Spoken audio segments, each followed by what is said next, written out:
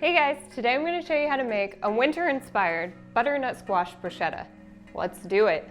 Start by preheating your oven to 425 degrees. Next, you'll want to start peeling your butternut squash. That's Walter, by the way. He's my sous chef. Once you have it peeled, you'll cut your butternut squash in half. We're only going to use half the butternut squash, so you can save the rest for later.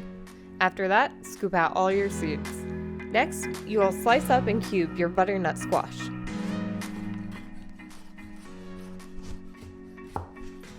While your oven is preheating, you can toss your butternut squash cubes onto a cooking tray, drizzle it with olive oil, and sprinkle it with salt and pepper to taste. Once you've done that, you can toss it together and put it into your oven. You'll want this to bake for about 25 minutes. After that, you'll pull the butternut squash out, toss it around, and put it back in for 10 minutes. After that, you'll want to dice up a whole onion. You might want to have a tissue nearby if your eyes water a lot like mine do while cutting onions. Onions? When you're cutting them onions? I need a Kleenex. So if you're not still crying and you can see now, you can start sauteing your onions. I sauteed my onions with about a half a cup of vegetable broth. While your onions are sauteing, clean off and chop 2 stalks of kale.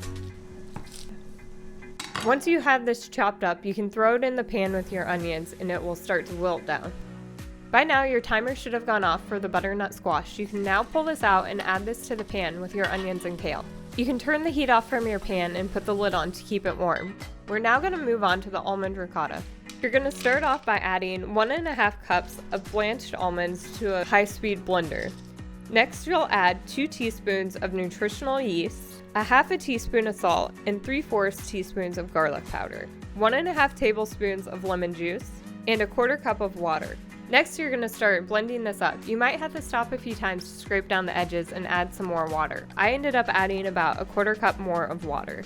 The consistency will be pretty smooth, but there will be a few chunks of almond left in it, and don't worry, that's perfectly normal. Now, let's get this bread. You'll want to slice your baguette into about 1/2-inch slices. Once you have your slices, you can put them on a cookie sheet and put some vegan butter on them. I then set my oven to broil and threw them in for a few minutes to get golden. While that was toasting, I threw in 1/3 cup of cranberries into the bruschetta mix. Pull out the bread from the oven and spread on the ricotta cheese.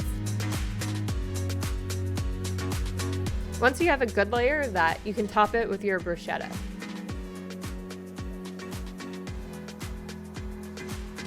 I drizzled a balsamic glaze on top of mine.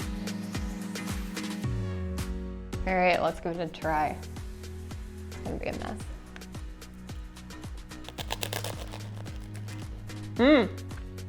Oh my gosh. This is really good.